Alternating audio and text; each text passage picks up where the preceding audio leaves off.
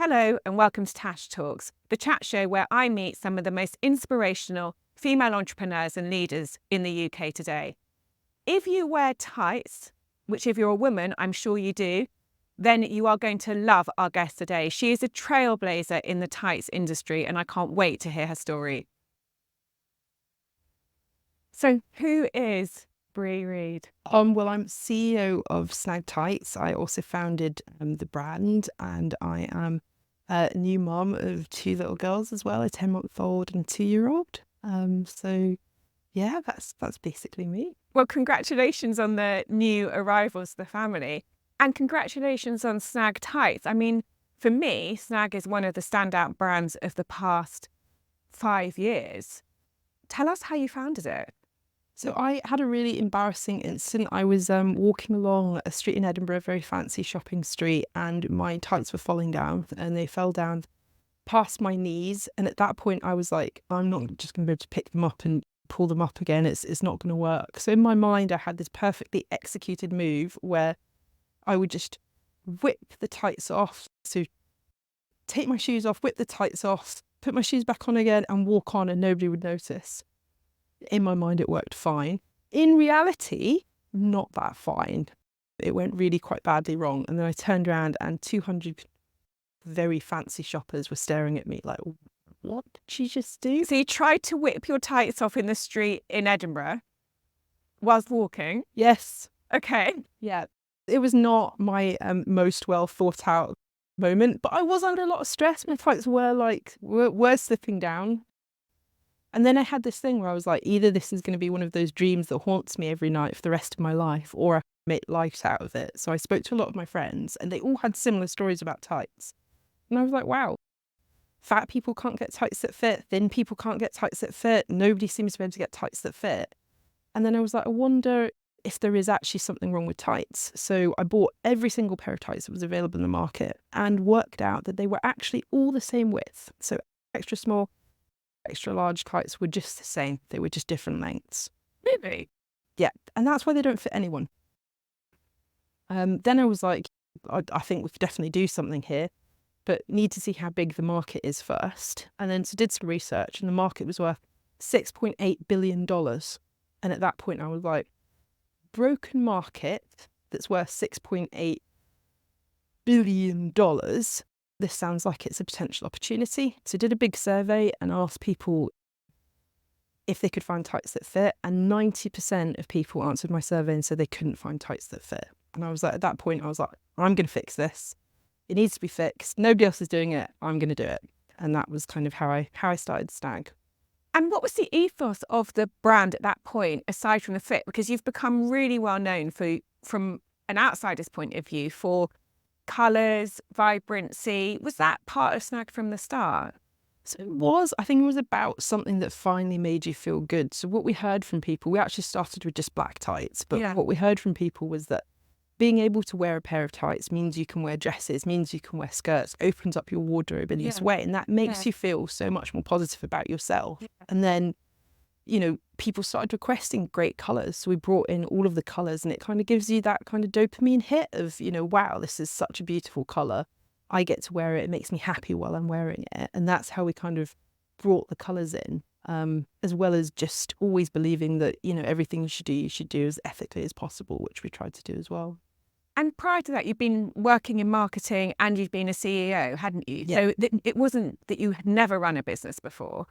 So how did the past experience help you in terms of setting up Snag? Well, for me, I just wanted to do everything differently. So I really hated the way businesses are run. So things like meeting culture really annoys me. Having to be present in an office, not working flexible hours, not working when you choose, all of that really I find very depressing in a working environment. So I wanted to do something that was completely different from that. And then the other thing that I wanted to do was have a product that I was proud of every single part of it, because I've sold products before where you're aware they're not the best they can be. And I think that's a very soul destroying experience. Yeah. And for Snag, I wanted to know that everybody who touched this product was paid the living wage, that it was made in the most ethical way it could be, that there was no single-use plastic, that nobody had been hurt through the production of this product. and then that it really fit and it actually did the job that it was supposed to do. And that was what I wanted to make my heart happy. And I managed to do all of that in the product. And I think that's something that all brands want to do, like ticking all those boxes, but very few manage to achieve it. Is it difficult to get that balance right? I don't think it is. I think you just need to, not be prepared to compromise. And people that know me know that I'm really not good at compromise. And I think that's you and your customer own what that product is and what brand is. And I think you can't let that be adulterated by other things. And people always said to me, I think you should double your prices. Why don't you make the tights in China and then they'll be cheaper? Why don't you make the quality less good so they wear out so people will buy them again quicker? And you're going, no, because I want everyone to be able to afford this product. I want them to be made by people that are passionate for them. I want them to be durable and last as absolutely long as possible. Yeah. And it's like, why would I compromise on any of those things for better marginal return in the short term? You just have to say no a lot, I think. No, I get why you're saying that, but no, I won't do that. So let's rewind to 2018. That's when Snag started, isn't it? Yeah. And you've grown tremendously fast. Just share with our viewers the size of the brand, the amount of employees, and then I want to come on to some of your unique ways of operating it, because I believe you've got an inspirational setup and I want to make sure we share it. So starting with the size. So we obviously started at 0 in 2018. We're turning With what? A Shopify website? With a Shopify website that was made in a pub overnight. Okay. So yeah, in 2 hours the Shopify website was made, and we turn over 44 million now. So it's been quite a kind of rapid growth to that point. It doesn't feel that way. It feels like a lot of hard work, but it's been a lot of people. There's 120 people in Snag now, and they are all absolutely incredible. And I like to think of our customer base as the extra extension to that. So there's an extra 2.2 million people that help us every day with amazing ideas, incredible feedback, and are just as engaged in the product as we are. And these 2.2 million people are the Snag customers and also your community, to the extent that they've been given a name. Yeah, so they're called the Snaglers, and there's also a whole kind of lexicon that comes with it. So if you're browsing like the Snag website and something slips into your basket and you buy it, it's called a snagcident. And there's like a whole bunch of words that kind of are part of, being a Snagler and the kind of snag buying experience. And they've been renamed Snag Army and more recently because of their absolute loyalty to the brand. So it's their loyalty, I think, not to the brand, but to the ideals. And I think Snaglers are incredibly fair, and they see things the way they really are, and they seek justice. And, they care very much about the community. Like, our community is incredibly supportive, into all sorts of kind of, different groups. So, we're super trans friendly. We've done like work with Black Fae Day, all sorts of these kind of marginalized communities that don't get space or time or, the love that they should get. We try and give, all of them as much love as possible. And I think having a community of people who has those ideals when they're looking at, the world is beautiful. And you don't find them in one geographical spot. They're, across 93 different countries in the world, but they are just the kind of kindest, sweetest, most big-hearted people that you could ever meet. So, Brie, let's talk about some of the ways in which Snag operates as a business, because you're quite unusual, aren't you? First of all, in terms of most brands that at the scale you're at are private equity owned or have had investment. Now, you started with a small amount of angel investment, but other than that, you've steered clear. Can you just share why that is? I think lots of people think they have to get investment and they must get it immediately before they can even do anything. I think that's a real big kind of just lie about what it is to be an entrepreneur. And I think when you have a business, I think you need to take a lot of steps at the start to make sure that you're profitable on first order, that you're not in a situation where you're having to burn cash. But you shouldn't have to be. And I think if you've got your product market fit right, you can build that up a little bit slowly, bit by bit, over time. And I think when you do get external investment in, as lovely as people can be, their motives are never really aligned with yours and your brand and your customers. And I think as soon as you don't put your customer first, I think the brand is at risk. And I think for me, I would never do anything to risk the snagglers and to risk, giving them the product they want and they expect from us. And I think that's a big part of not taking investment. But I think it's also that people want to change your business, and we're a very unique business. I mean, you must have lots of investors and people wanting to talk to you, because obviously the business has grown so fast and is trading extremely profitably. Absolutely, they do, but as well, what they want is for you to be more normal, and we hear that a lot, and we're not a very normal business, and I think that's absolutely, I love that about our business. But when other people see it, they're like, you should spend less on this. Why do you have a team of people just designated to help your online customers with whatever their query is? I mean, we help people that don't even have queries about our product. If you want to message us and talk about a film you've just seen because you think it's super interesting the way that they've portrayed fat bodies on it, someone will sit there and talk to you about it, and people are like, why do you do that? And I'm like, because they've talked to us, and if somebody takes the time to talk to you, you should take the time to talk back. And no, it's not an AI bot, and it will never be an AI bot, and you'll never get an automated response from us because you've taken the time to reach out to us. So the very least we can do is reach out to you with a real person as well. So you get all of these things that people ask you to change or they don't see the value in. And for me, I see the value in it. I don't want to change it. And I believe that you can build businesses from the ground up without investment, and you don't need to do that. And having a family business and leaving a legacy for your children as well is a beautiful thing. So yeah, investment isn't really for us. And in terms of, I love the way you said, investors would want you to be more normal. So because your company is 100% remote, and just talk to me about your approach to meetings, because meetings are normal. Lots of people like to have lots of meetings with lots of people in lots of meetings. So we don't do meetings. So we have WhatsApp chats on subjects, and people contribute to them when they're feeling passionate about it. So my problem with meetings has always been, you're sitting there at a time with 6 people, and one person's worried about what they're going to eat for dinner.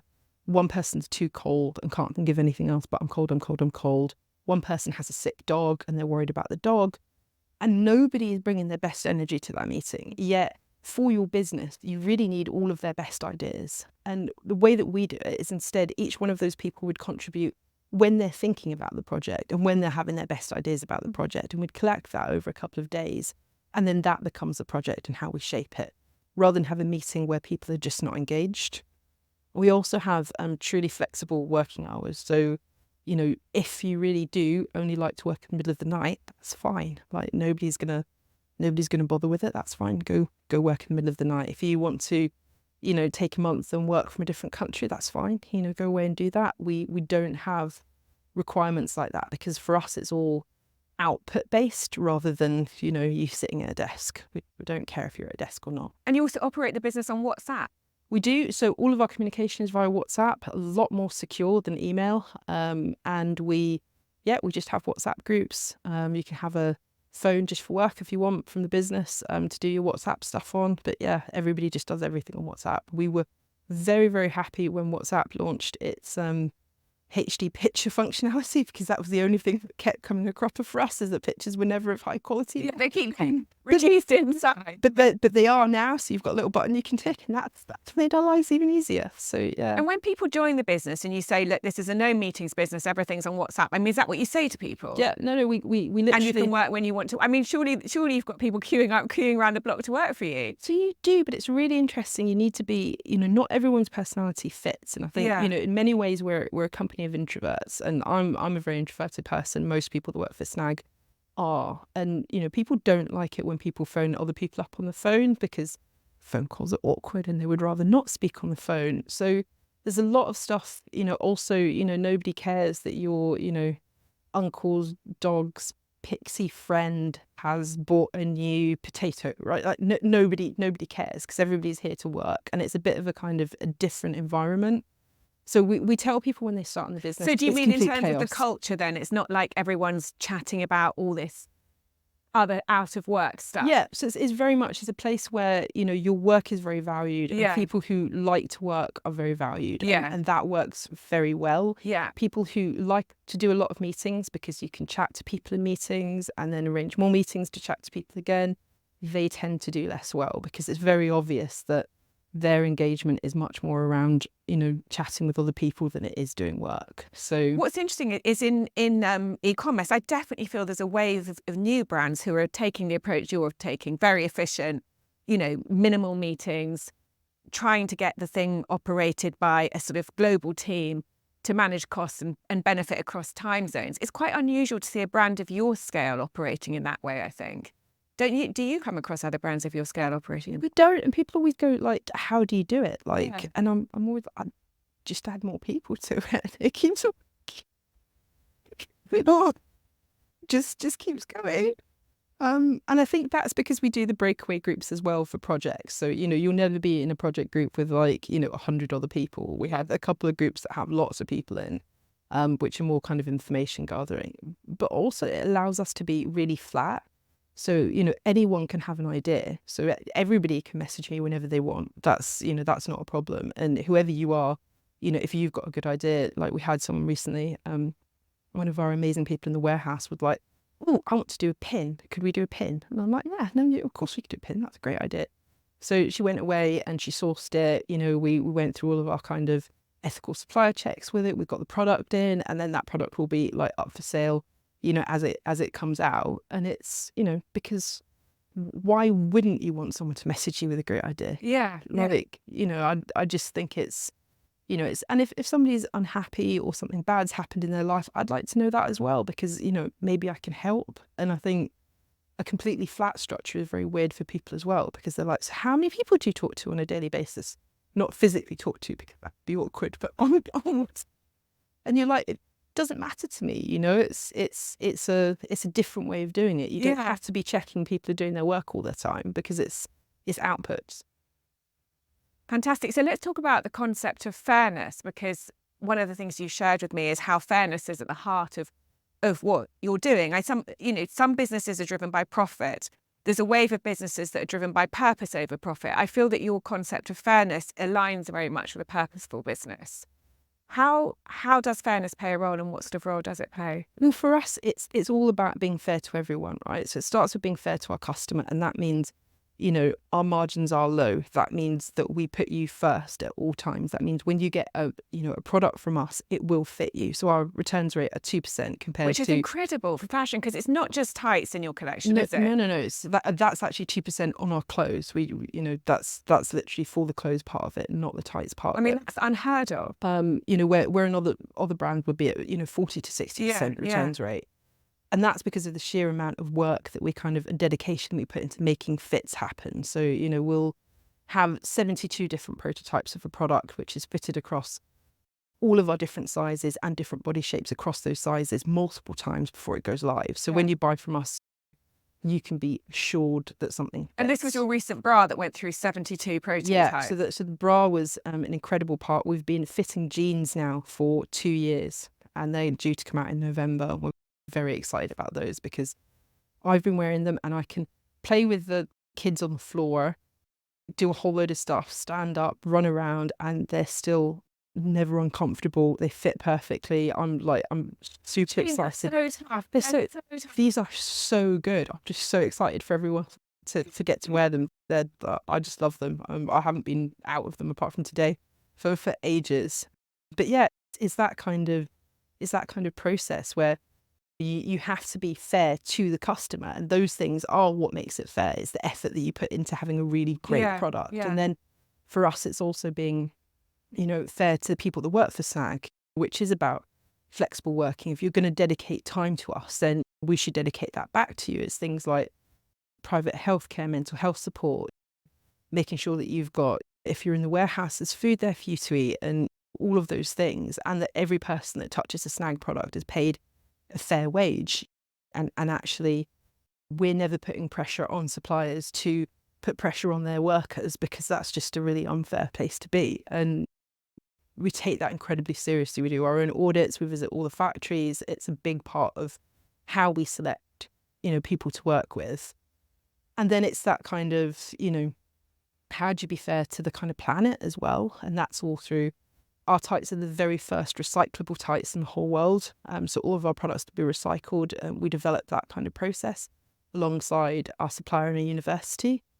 And it's just, the water that's used to dye the tights is recycled, all of those kind of little tiny details. And for me, that means so much more than going, I'm going to be a B Corp. That's great. But you also need to look at your own processes and the things that you can do within your organisation that make a big difference. And we look at that all the time. So it's like, for us, it's being fair to our customers, being fair to the people that work for Snag, and being, fair to the planet. And that's how we kind of balance the fairness out across everything. And you've shared with me how you could easily drive more profit by increasing prices to the customer, or like people have suggested, you moving your supply chain somewhere else. And is this one of the things where you just do Brie and say no? Absolutely no. Do you know what I mean? That's never going to be something that we do. It's a hard no. Because it wouldn't be fair. It wouldn't be fair. And I think that's the other thing. It just wouldn't be a fair thing to do. And, if we don't put our customers first in everything that we do, when they co-own the brand, who are you as a business? They are the kind of the light that leads everything. And I always find it really weird when people go, somebody goes, who's your customer? And they're like, well, I think it's a 16 to 12-year-old woman. And you're like, you can't pick your customers. Your customers pick you. And these incredible people picked us. And all we can do is support them as best as we can. So, that for me is the kind of, the top of the pyramid. We exist to get that right. And, and we've gone to crazy extremes as well. We had a pair of tights once that was over dyed. There was too much dye in the pair of tights. Somebody sat on their cream sofa and it dyed their sofa. So we bought them a new sofa because, do you know what I mean? That was our fault. And it was only fair because it was her brand new cream sofa. Do you know what I mean? I mean, it's fair. When you put it like that, it's actually only fair. It's only fair that we did that. And people are like, why do you do stuff like that? And you're like, do you know what I mean? It was our fault. We did it. We own up to it. And it's like, we put it right. And that's what we like to do as a business as well. That's really different, is we're more than happy to own our mistakes. We learn from them. Nobody's perfect. We're absolutely not perfect, but will we listen to everyone, and will we learn from them, and will we change? Absolutely. And if we're wrong, we're the first people to go, look, you made a really big mistake and we're sorry, and this is how we're going to fix it. I mean, one of the things that fascinates me about brands, obviously we all know community is hugely important, but then community co-creation of products. Now, the Kardashians family deploy this through all their product launches, where products are co-created with their community. I think more and more brands are getting wind of this and trying to get their community involved. But this has been something you've done from the outset, isn't it? How do people co-create with their community, and what's the benefits of doing that? So it's really interesting, right? So someone will come up. We have something called Snag Club, which is where it's a Facebook group. It's got lots and lots. I think it's got 25,000 people in it at the moment. But that's where most of that happens. And people will come up with an idea. They'll go, jeans, for example. We really can't get jeans that fit. From a community member, jeans. Yeah. Would you have got to jeans yourself, do you think? So everything we do is on the list from the community. So we haven't done anything that they've not suggested yet. Okay. And I don't think we ever would get to the end. How long of their requests? It's a very long list. Some things are easier, some things are harder. And jeans was one of the harder things. Jeans are known to be incredibly difficult. Yeah, and it's taken us 2 years so far to get to where we are. But they'll do that kind of, they'll go, this is a suggestion. And then we'll do some kind of mock-ups and go, did you mean this? And we did with dresses recently. They were like, no, this is not what we meant. No, we hate them. And then you're like, okay, they're gone. Did you mean this? And then they're like, it's better, but not quite where we want it to be. Do the community gather in small groups then for, say, the jeans project? Or do you have 25,000 people inputting? Yeah. It's a lot of input. And then they'll be like, no, we don't like that one either. And then you'll be like, do you like this? And then like, yes. And then you're like, well, what colours would you like it in? What don't you like about the existing products that you've got? What do you really want? I mean, one of the things we hear, everything we do has pockets in, because women love pockets. Yeah. And pockets are really important. They're really important. So we always make sure we've got pockets in there. Pockets is always one of the kind of top, things when you go, what is wrong with what's existing? And they're like, well, it doesn't. I know. And I can't believe whenever you buy anything doesn't have pockets, you're like, why doesn't this have pockets? Yeah, it's just basic things, which again are done to cut cost and, all of that type of stuff. So it's like, what can we do differently about this? What do you need? And with jeans very much, it was like, I want to be able to walk around, I want to be comfortable, and I don't want it to look like skinny jeans, right? Anyone can wear jeggings, but I want it to look like a real pair of jeans. I want it to feel like a real pair of jeans, because why but I have ones with loads of elastic and special things. And, why can't it just be a pair of jeans that fits everyone? So, you have a very good idea of what you're going to develop. And then you kind of go through the process. We have a whole load of fit models. So normally with fashion, you fit on a size 8 and then it gets mechanically graded. So our starting models are size 24, and then we have models in every other size. So we don't mechanically grade anything. Everything gets fit on real, actual people. And then it kind of goes through that process. Get the prototypes back, we share those, we give them out to more people, it goes backwards and forwards until eventually we have a product that everybody's happy with, and then we launch it. One of the great benefits of doing that is when you launch a product, it is popular because everybody's decided it's something that they need and they want, and this is the kind of version that they like. And that makes a huge difference. I think it means you can really put into the development of it because you know that people are going to support you and buy it at the end of it. And did it take you time to have confidence in that, or did you realise from the off that the community co-creation process would mean you'd naturally have a sort of hot market for the products? I think it just, we always thought it would be that way. And I think, for me, the more open you are with your customers, the better. And there's nothing, we've got nothing to hide. We want them to be involved at every stage. So it was always we're always kind of going to do it that way because, they should be part of it all. Why wouldn't they be? So fantastic. So we're going to go on a little trip down memory lane.